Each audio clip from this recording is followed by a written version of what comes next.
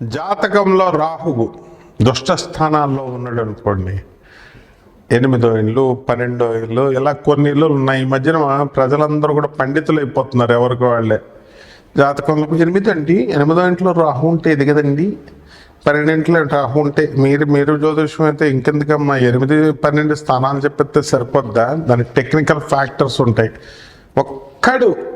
ఒక్క జ్యోతిష్కుడికి open challenge ఇస్తున్నాను నేను. అరే బాబు, ఈ యొక్క కుజుడికి లేకపోతే రాహు యొక్క వేగము ఇది 1/3/5. దీన్ని యూనిట్స్ ఏంటి? దీన్ని దేంతో కొలుస్తాం రా నాయన? మనిషి కేజీలు 100 కేజీలు ఉన్నాడు అనుకో, కిలోల్లో కొలుస్తున్నాం. ఒక వస్తువు ఉందనుకో 50 రూపాయలు అంటాం, రూపాయల్లో దీని యూనిట్ అంటాం. అలా ఈ వెలాసిటీని ఎందులో కొలుస్తాం? కిలోమీటర్ పర్ అవర్ అని చిన్న పిల్లాడు చెప్తాడు, మీటర్ పర్ సెకండ్ చిన్న కుర్రాడు చెప్తాడు. అయి కాదు నాయన బంగారం. 1/3/5 అంటే ఒక్క జ్యోతిష్కుడు ఒక్కడు చెప్పడు, జ్యోతిషాలు చెప్పేస్తారు, మళ్ళా ఓపెన్ ఛాలెంజ్లు ఇసిరేస్తారు. కాబట్టి ఈ యొక్క రాహువు పట్టుకుంటే ఏమవుతుందో తెలుసా? జాతకంలో దుష్ట స్థానాల్లో రాహు ఉన్న, రాహు మహర్దశలు జరుగుతున్నా, రాహు బాలేకపోయినా వీళ్ళందరూ కూడా మెంటల్ గాళ్ళు అయిపోతారనమాట. మెంటల్ డిప్రెషన్లోకి వెళ్ళిపోతారు. పాప అమాయకులైన చిన్న పిల్లలంటే వదిలేయండి. ఉద్యోగాలు చేస్తున్నప్పుడు బాబ్బా అంత గొప్పోళ్ళు లేరు అని ఎడ్డమంటే తెడ్డం మాట్లాడేవాడు, పిల్లలతో డిస్కషన్లు పెట్టేవాడు. ప్రతివాడు కూడా ఈడి వివరాలు చెప్పడం, అవతలోడు వివరాలు అడుగుతాడు. నీ పెళ్ళం ఏంటి, నీ పెళ్ళం పేరు ఏంటి, నీ పెళ్ళం ఫోన్ నెంబర్, ఈడి ఫోన్ నెంబర్ అయితే ఈడి పెళ్ళం ఫోన్ నెంబర్లు. మీ ఇంటికి వస్తా, ఆడింటికి మనల్ని రమ్మండు, మీ ఇంటికి వస్తూ ఉంటాడు. చూడండి కొంతమంది బ్యాచ్ అంటే మన పెళ్ళాలు అంట్లు తోముకుంటూ గొడ్డలు పైకి ఎత్తుకొని కడుక్కుంటుంటే వచ్చి చూడడానికి అనమాట. ఆడి పెళ్ళాన్ని మాత్రం సేఫ్ సైడ్లో ఉండాలి. అరే గాడిదే, ఇటువంటి గాడిదలందరినీ కూడా రాహు డిపార్ట్మెంట్ పట్టుకొని తోలు తీసేస్తాడనమాట. మెంటల్ యాషాలు ఏం చేస్తాడు. ఒకడు ఉండేవాడు, నా ఫ్రెండ్ ఒకడు, రాము గారని, మోతీనగర్లో ఉండేవాడు. మనకు చాలా బెస్ట్ ఫ్రెండ్. దొంగ పువ్వులు కోసేసేవాడు. అంటే డబ్బులు లేక కాదు, కొనుక్కొని పెట్టేవాడు. ఈ పువ్వులు కూడా ఎక్కువ వస్తాయి కదా అని. విచిత్రం ఏంటంటే 100 రూపాయలు పెట్రోల్కి పోసుకొని 10 రూపాయల పువ్వుల కోసం అంత దూరం వస్తాడు పాపం. అదొక అలవాటు సరదాగా. పారిజాతం పువ్వులు అన్నీ ఏరేసుకునేవాడు, వాటర్ కొంచకుండా. చెట్టు పువ్వులు గార్డెన్లో ఉంటే అన్ని పువ్వులు కోసి పారేసేవాడు. వానర్కి 4 అన్న ఉంచాలి కదా, మొత్తం కోసి పారేసేవాడు. నో వానర్ గెనర్. పట్టేసుకున్నారు ఆయన్ని 2-3 సార్లు. బాబు నువ్వు పూలు కోస్తున్నావు, మాకు ఉంచట్లేదు, నువ్వు రోజు కోసేస్తున్నావు, మాయమైపోతున్నాయి. మేము పొద్దున్న చల్లని 6:30కో 7:00కో కోసుకున్నామంటే లోపల మాయం చేసేస్తున్నాం. నా పరిస్థితి కూడా ఇప్పుడు అదే. ఆడవాళ్ళు మా ఇంటి ముందున్న ఆడవాళ్ళు రోజు పూల దొంగలు అనమాట, పువ్వులు కోసేస్తున్నారు. అలా కోసేసినాడు ఏమైపోయాడు తెలుసా? ఈ రోజున ఆల్జీమర్స్ రోగం వచ్చేసింది. మర్చిపోయాడు, పెళ్ళాన్ని గుర్తుపట్టలేడు, కొడుకు పెట్టలేడు. పాపం ఇప్పుడు అలాగా 7 సంవత్సరాలు అయిపోయింది అనుకున్నప్పుడు ఇంకా చావు బతుకులకు వచ్చేసాడు. జనత్ హుసేన్ IAS ఆఫీసర్ గారు, మరి పాపం ఆయనకు కూడా ఆల్జీమర్స్ వచ్చింది. ఎంతోమంది IASలు మేధావులు, అంటే బ్రెయిన్లో ఉన్న పవర్ అంతా వాడేస్తారు వీళ్ళు. వాడేస్తే తక్కువ టైంలో వాడేస్తే మరి మెదడులో ఇది పోతుందన్నమాట. అందుకనే ఎక్కువ మనం మాట్లాడకూడదు, ఎక్కువ వాడేయకూడదు బ్రెయిన్ని. ఎక్కువ అతి సర్వత్ర వర్జేస్తున్నారు. ఎవరికి ఏదైనా ఎక్కువ ఉంటే అది నాశనం అయిపోతారనమాట. సీతాదేవిని ఎందుకు ఎత్తుకెళ్ళిపోయాడు రావణాసురుడు? ఎంతమంది అంటే సీతాదేవి బహు సౌందర్యవతి, మహాలక్ష్మి కదా, ఎత్తుకుపోయాడు. ఈ విషయం తెలిసి కూడా నాకు అందమైన పెళ్ళం కావాలా, నాకు తెల్లగా ఉన్న పెళ్ళం కావాలంటారు. ఈ ప్రపంచంలో పెద్దలు ఏం చెప్పారు? ఇల్లాలు మర్కటంగా ఉండాలా, కోతిలాగా ఉండాలా పెళ్ళం, అప్పుడు దాన్ని ఎవరు చూడరు. ఇల్లు ఇరకాటంలాగా ఉండాలా, చిన్నగా ఉండాలా. పెద్ద ఇల్లు 3 బెడ్రూమ్ 2ప్లెx 2 రూములు. మరి చుట్టాలు వస్తారు, ఇల్లు ఖాళీగా ఉంది కూడా వస్తారు. వచ్చినాడు 4 రోజులు ఉంటాడు, ఉండటానికి ఏడుపులు. మీకు అలా ఇల్లు చిన్నగా తీసుకో, మళ్ళీ చుట్టాలు రాకూడదు, మేమే ఉండాలి, ఒంటరిగా ఉండాలి.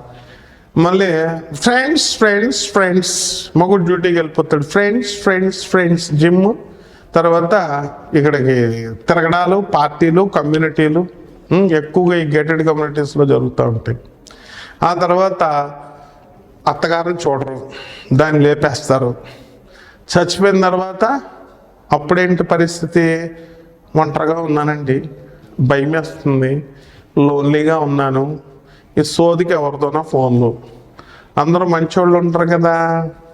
ఈ విధమైనటువంటి అన్నీ కూడా ఎందుకు వచ్చింది? డిప్రెషన్లో రాహు పట్టుకుంటాడు. పాపపు కర్మల వల్ల, వీళ్ళందరూ కూడా చేసే పాపపు కర్మల వల్ల మీకు ఇలాంటి రాహు పట్టుకుంటాడు, పిచ్చోళ్ళ చేసేస్తాడు. నేను చెప్పేది నిజమైనటువంటి ఒక సత్యమైనటువంటి విషయం. నా ఇంటర్మీడియట్ బచ్చా ఏజ్లో జరిగిన సంఘటన చెప్తా. Government junior college Rajahmundry, doctor Sarvepalli Radhakrishna గారు, the president of India, past president of ఇండియాగా చేసినటువంటి ఆయన లెక్చరర్గా మాకు, ఆయన అందులో కాలేజీలో 30 సంవత్సరాల ముందో 40 సంవత్సరాల ముందో ఎప్పుడో వర్క్ చేశారు అక్కడ. మేము ఆ కాలేజీలో తదనంతరం మేము చదువుకున్నాం. అందుకని మా కాలేజ్ మాకు గొప్ప. డాక్టర్ సర్వేపల్లి రాధాకృష్ణే మా దగ్గర చేశారు, మా మాస్టర్ అని. అయితే అక్కడ మా ప్రిన్సిపల్ చంద్రశేఖరరావు అని ఉండేవాడు. శోభన్ బాబు అని ఒక కుర్రాడు ఉండేవాడు, మా క్లాస్మేట్. ఆడికి నేను జాతకం చెప్పాను, అరే నిన్ను పిచ్చోడైపోతావు నువ్వు ఆఫ్టర్ 5 years అని. ఇంటర్మీడియట్ అయిపోయిన తర్వాత ఆఫ్టర్ 5 years నీకు రాహుమాద వస్తుంది, రాహు బాగాలేదు, నువ్వు పిచ్చోడైపోతావు అన్న. అంటే ఆయన వెళ్ళాడు, ఆ కుర్రాడు వెళ్ళి వాళ్ళ నాన్నకి చెప్పాడు. వాళ్ళ నాన్న ఏం చేశాడు, మా అబ్బాయిని పిచ్చోడైపోతావు అంటాడా అని నా మీద గొడవకు వచ్చాడు. డైరెక్ట్ ప్రిన్సిపల్ కంప్లైంట్ ఇచ్చాడు. మరి నీకు ఈ గోల ఏంట్రా అన్నాడు మా ప్రిన్సిపల్. నేను పాఠాలు చదువుకో, మ్యాథ్స్ చదువుకోండిరా అంటే జాతకాలు చెప్పడం ఏంటి, ఆడిని పిచ్చోడు అయిపోతాడని చెప్పడం ఏంటి, ఆడు నీ మీద కంప్లైంట్. ఏం చేయమంటావురా, టీసీ ఇచ్చేయమంటావా? లేదా జ్యోతిష్యాలు చెప్పక అలర చెయ్యవు, కానీ జ్యోతిష్యాలు గోల ఏంట్రా అన్నాడు. అంటే మనకు అలవాటు, మరి మనకి బై బర్త్ వచ్చింది. ఏం చేసాం, సరే వాళ్ళ ఫాదర్ని ఏదో మాస్టర్లు అంటే ప్రేమ పాత్రలు గురువులు అంటే, ఆ గొడవ లేకుండా సెట్ చేసేసాడు మా గురువు గారు, మా మాస్టర్ ప్రిన్సిపల్ గారు. ఆయన అలాగే కంటిన్యూ అవుతున్నారు. మేము ఇంటర్మీడియట్ అయిపోయినాయి, ఇంజనీరింగ్లో చదువులు అయిపోయినాయి. ఒక రోజున ఆర్యాపురం సత్యనారాయణ స్వామి గుడి వీధిలో అలా నేను వెళ్తున్నాను. ఆయన ఎలాగ వస్తున్నాడు, పిచ్చోడైపోయి, అరే నేను పిచ్చోడైపోయాను రా, పిచ్చి తగ్గిందిరా నాకు, అయితే నీకు తగ్గుద్దురా అన్న. అప్పుడు వాళ్ళ ఇంటికి తీసుకెళ్ళాడు, పిచ్చి తగ్గింది కాబట్టి. వాళ్ళ నాన్న, బాబు నేను ఆ రోజు అన్నాం బాబు అంటే, మా మాస్టర్కి చెప్పు, ఆ రోజు నన్ను అవమానించావు. మా మాస్టర్ బాధపడ్డాడు, నన్ను సేవ్ చేశాడు. నువ్వు టీసీ ఇప్పించాలని చూసావు, కానీ నాకు జీవితాన్ని ఇచ్చాడు మా మాస్టర్. టీసీ ఇవ్వకుండా, నాకు టీసీ ఇచ్చుంటే ఏంట్రా నీ కొడుకు పిచ్చని నిజం చెప్తే నేను, నాకు టీసీ ఇప్పించాలని చూసావా అని చెప్తే, అప్పుడు మా గురువుగారి దగ్గరికి వచ్చి ప్రిన్సిపల్ గారి దగ్గర సారీ చెప్పాడు. అప్పుడు మా సార్ ఎప్పుడో చెప్పారు, అరే నువ్వు దేవీపుత్రుడు రా. ద ఫస్ట్ బుక్ నేను రాసింది దేవీ గీత అన్న బుక్. ఓం సర్వ చైతన్య రూపాంతాం ఆధ్యాం విద్యాం చదివి బుద్ధిమ్యోన ప్రచోదయాత్. పురాణ పండ రాధాకృష్ణమూర్తి గారు మా గురువు గారు. రాజమండ్రి రైల్వే మిక్స్డ్ హై స్కూల్లో మరి సుబ్రహ్మణ్య శాస్త్రి మాకు తెలుగు వద్దంటే నేర్పించేశాడు. మరి ఫిజిక్స్ సార్ మాకు వైఎస్ఎన్ మ్యాథ్స్ ఎస్ఎస్. మా మాస్టర్లు అంతా మెంటల్ మాస్టర్లు అనమాట. మా మాస్టర్కి చెప్పాను, మ్యాథ్స్ మాస్టర్ సార్ మీకు మెంటల్ వస్తుంది అన్నాను. ఏం మెంటల్ రా అన్నాడు. ఏం మెంటల్ రా అంటే, ఇప్పుడు కాదు గురుగారు, జస్ట్ మీరు రిటైర్ అయ్యే టైం తర్వాత వస్తుంది అన్నారు. అంటే ఆంజనేయ స్వామి గుళ్ళో, ఇన్నిస్పేటలో ఆంజనేయ స్వామి గుళ్ళో కూర్చొని ఉన్నాడు, తెల్ల బట్టలు వేసుకుంటాడు ఆయన. నేను వెళ్ళి పక్కన కూర్చున్నాను.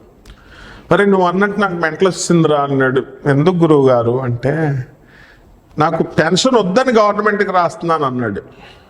పెన్షన్ వద్దంటే గురుగారు, అందరూ పెన్షన్ తక్కువైందని కోర్టుల్లో కేసులు వేసి ఫైటింగ్ చేస్తుంటే మీరు వద్దురా మనకు వద్దురా అంటున్నాడు.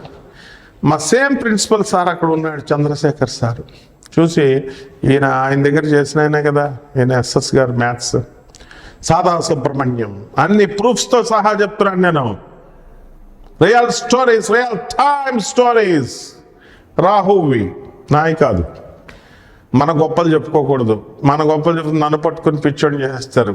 కాబట్టి రాహు తోలు తీసేస్తాడు అందరిది. అప్పుడు మనుషులు వద్దనే రాశాడు. అప్పుడు మా ప్రిన్సిపల్ ఒక అమూల్యమైన మాట చెప్పాడు. ఎవరో తెలుసా? మా ప్రిన్సిపల్ సార్ తర్వాత మా ప్రిన్సిపల్ దగ్గర చేసినటువంటి మా యొక్క విశ్వనాథం గారు, N Vishwanatham, JNTU professor computer science, మాకు కొన్ని సంవత్సరాల సీనియర్, మా క్లాస్మేట్ వాళ్ళ మా బాబా అంటాం మనం, మొన్నే రిటైర్ అయ్యారు. ఆయన ఏమంటారు, ఒరే పెన్షన్ వద్దంటే గవర్నమెంట్కి ఎంటర్ ఇంకా ఆనందం, దానికోసం ఫైటింగ్ అవసరం లేదు, వద్దన్నాడు అంతే, ఇదొక రకం మెంటల్ అన్నాడు. రకరకాల మెంటల్స్తో పట్టుకుంటాడు రాహు. ఒకడికి పెళ్ళం పిచ్చి, పెళ్ళం వదలడు, సిగ్గు శరం లేదు, తల్లికి తిండి పెట్టకుండా తల్లిని అన్న దగ్గర వదిలేసి, అనాథశరణాలయాల్లో వదిలేసి, తండ్రిని వేరే చోట వదిలేసి, పెళ్ళానికి భయపడిపోయి హెన్పెక్కడైపోయి పెళ్ళం చుట్టూ తిరుగుతారు. పొదబార్థం కూడా వస్తుందని అది ఉండదు. ఇటువంటి వాళ్ళందరినీ రాహు పట్టేసుకుంటాడు. అర్థమైందా? పెళ్ళం చెప్పే మాయ మాటలు వినేసి తల్లిని దంచుడు. ఈ తల్లులు అలాగే ఉన్నారు, వీళ్ళు కూడా. కోడలు తిండి పెడుతుంది కదా, ఏదో నోరు మూసుకొని ఉందామని లేకుండా, రే చూడకరా పెళ్ళప్పుడు అవన్నీ కక్ష పెట్టుకోదా మరి కోడలు, ఒరే ఇలా చూడకరా, అది తిప్పకరా, వాళ్ళ కూతురుని మాత్రం కావాలా, వాళ్ళ కూతురుని అల్లుడు బాగా చూసుకోవాలి, కోడలు మాత్రం కొడుకు చూడకూడదు. ఈ కొడుకు గాడు అది వేస్ట్ గాడు, ఈడేం చేస్తాడు, తల్లికి ఒక 100 రూపాయలు ఇచ్చి పెళ్ళానికి చెప్తాడు, ఇదిగో 100 ఇచ్చానని. సో వీళ్ళందరినీ కూడా రాహు పట్టేసుకుంటాడు. కాబట్టి రాహు ఏం చేస్తాడంటే మెంటల్ ఎక్కిచ్చేస్తాడు. రాహు మహాదశలో రాహు లేపితే ఎలా లేపుతాడో తెలుసా మీకు? డాక్టర్ నందమూరి తారక రామారావుని చీఫ్ మినిస్టర్గా చేసేసాడు ఏకాదశ రాహు. అలా రాహు మహాదశలోనే మండలాధిపత్యాన్ని ఇస్తాడు. కాబట్టి ఆ రాహు మహాదశ మీకుందా? ఎప్పుడు వస్తుంది? మీ రాహు ఏ ఇళ్లలో ఉన్నాడు, వెలాసిటీలు ఎంత, ఏ స్పీడ్తో తిరుగుతున్నాయి, ఇటువంటి టెక్నికల్ ఫ్యాక్టర్స్ అన్నింటినీ కూడా మనం చక్కగా చెప్తాం. ఎన్నిసార్లు తిట్టినా మన జ్యోతిష్కులకి కానీ పండితులకు కానీ నా వెలాసిటీ ఏ యూనిట్స్తో చెప్పండి రా బాబు అంటే ఒక్కడు చెప్పడు. వెలాసిటీ ఆఫ్ రాహువు 1/3/5, దీని యూనిట్స్ ఏంటో చెప్పనండి. ప్రపంచంలో ఏ జ్యోతిష్కుడు నోరెత్తడు, ఎందుకంటే ఆన్సర్ చెప్పలేరు వాళ్ళు, కానీ జ్యోతిష్యం చెప్తారు, మీరు వాళ్ళని ఫాలో అవుతారు. ఇటువంటి వాళ్ళందరినీ కూడా రాహు పట్టుకుంటాడు. కాబట్టి మీ జాతకంలో రాహు ఎక్కడున్నాడు, ఎలా ఉన్నాడు, ఏం చేస్తున్నాడు, ఎలాంటి ఫలితాలు ఇస్తున్నాడు, మీ వ్యక్తిగత జాతకాల్లో కూడా తెలుసుకోవాలి మీరు. కాబట్టి ఈ ద్వాదశ కొంచెం స్కెలిటన్ ఐడియా లాగా మీకు ఈ డిసెంబర్ నెలకి 2024, అలాగే టోటల్ 2025 ఇయర్కి మొత్తం రాహు ఏ విధంగా వర్కౌట్ అవుతున్నాడు, ఏ విధంగా మీకు చేస్తున్నాడు అనేది ద్వాదశ రాశుల్లో నేను ఏ రాశికి ఆ రాశి వారికి విడదీసి సవినయంగా మీకు చెప్తున్నాను. హాయిగా ఎంజాయ్ చేయండి విని. మేషరాశికి వారికి ఈ 2025 సంవత్సరంలో గురుడు మరి చక్కగా మనకి తృతీయ స్థానంలోకి రావడం జరుగుతుంది, చతుర్థ స్థానాల్లోకి. అందువలన ఆదాయ వ్యయాల్లో మార్పులు ఉంటాయి. ఇంతకుముందు కంటే కూడా రాబడి కొంచెం తగ్గడానికి అవకాశాలు ఉంటాయి. అయినప్పటికీ కూడా మీకు కోరుకున్న చోట్లకి మీకు ట్రాన్స్ఫర్స్ అనేటటువంటివి వస్తాయి, ప్రమోషన్స్ రావడం జరుగుతాయి. అలాగే ఆలోచన ప్రవృత్తి మారుతూ ఉంటుంది. ఇదివరకు విదేశాలకు వెళ్ళాలి అని అనుకునేటటువంటి వాళ్ళంతా కూడా ఆలోచన మార్పు వల్ల మనం ఇక్కడ ఉండాలి అండి, ఇక్కడే ఉండి మనం సాధించాలి అనేటటువంటి ధోరణిలో మీరు ఉంటారు. కుటుంబ విషయాల్లో కొన్ని కలతలు అనేటటువంటివి జరుగుతాయి. రైతులు వ్యవసాయం చాలా చక్కగా చేసి సంపాదిస్తారు, కానీ వీళ్ళ రైతుల్లో చాలామంది మంచివాళ్ళు ఉన్నారు, చెడ్డవాళ్ళు ఉన్నారు. మరి ఇటువంటి వాళ్ళంతా కూడా రైతులు కొంచెం మీ మంచితనమే మీకు రక్షిస్తుంది అనే ఆలోచన ధోరణితో మీరు వెళ్ళాలి. కమర్షియల్ క్రాప్స్ పాటించండి. చదువుకున్నటువంటి అగ్రికల్చర్ ఆఫీసర్ చెప్పిన మాట వినాలి, అప్పుడే మీరు సాధిస్తారు. అంతేగాని వీళ్ళేంటి మాకు చెప్పేదని అనుకోకూడదు. శత్రువులపై ఆధిపత్యం అనేటటువంటిది సాధిస్తారు మీరు. అలాగే ఈ యొక్క మెస్మరిజం, అవతల వాళ్ళని మెస్మరిజం చేయగలిగేటటువంటి కెపాసిటీ మీకు ఈ సంవత్సరం వస్తుంది. అవతల వాళ్ళు మీకు తీసుకున్నటువంటి అప్పులు ఏవైతే ఉన్నాయో అప్పులన్నీ కూడా మీకు తిరిగి రావడం అనేటటువంటివి జరుగుతాయి. మీరు తీసుకున్న అప్పులు మీరు కొంతవరకు తీర్చేయడం జరుగుతాయి. చాలా పెద్ద మనుషుల్ని మీరంతా కూడా కలవడం జరుగుతుంది. పెద్దరికం అనేటటువంటిది మీ జాతకంలో వస్తుంది. మరి మీ యొక్క అక్రమ సంబంధాలు ఏమైతే ఉంటాయో అవి ఇంకా కొనసాగిస్తూనే ఉంటారు. ఇంకా గట్టి దెబ్బలు మీకు ఇంకా తగలకపోవడం వల్ల మరి 2025 సంవత్సరంలో ఆగస్ట్ తర్వాత మరి మీకు ఈ విషయంలో, అక్రమ సంబంధాల విషయంలో మీకు దెబ్బ తగలడానికి అవకాశాలు ఉంటాయి. కాబట్టి ఈ పరువు పోతుంది, తర్వాత మీకు పాపము కలుగుతుంది. మరి మీ ఇంట్లో ఉన్నటువంటి పెద్దవాళ్ళని ఎవరైతే ఉన్నారో, ముసలి వాళ్ళ అత్తగారిని, మామగారిని, వీళ్ళని కంపల్సరీ మీరు చూసుకొని తీరాలి. అలా కాకుండా కనుక ఉన్నట్లయితే ఖచ్చితంగా దరిద్రులు అయిపోవడానికి మీకు అవకాశం ఉంటుంది. మీకు కూడా ఖచ్చితంగా వార్ధక్య దశలో అలాగే మీకు జరగడం అనేటటువంటిది జరుగుతుంది. లేకపోతే చేపల రొయ్యల చెరువులు, కోల్డ్ స్టోరేజీలు నడిపేటటువంటి వాళ్ళు, వీళ్ళందరూ కూడా బ్రహ్మాండంగా ముందుకు వెళ్ళడం అనేటటువంటిది జరుగుతాయి. కాబట్టి ఈ సినిమా రంగంలో ఉన్నటువంటి వాళ్ళు, వ్యాపార రంగంలో రియల్టర్స్, వీళ్ళంతా కూడా చక్కగా మీరు సాధించడం అనేటటువంటివి జరుగుతాయి.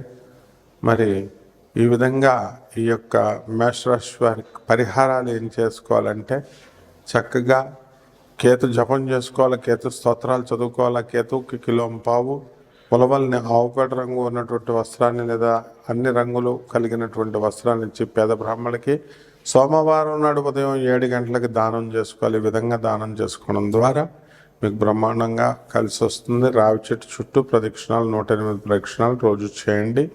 అలాగే దశమహావిద్యల్లో ఒకటైనటువంటి ధూమావతి అమ్మవారి యొక్క హోమాన్ని మేళల్లో జరిపించుకోవడం ద్వారా బ్రహ్మాండంగా ఉంటుంది. శుభమస్తు.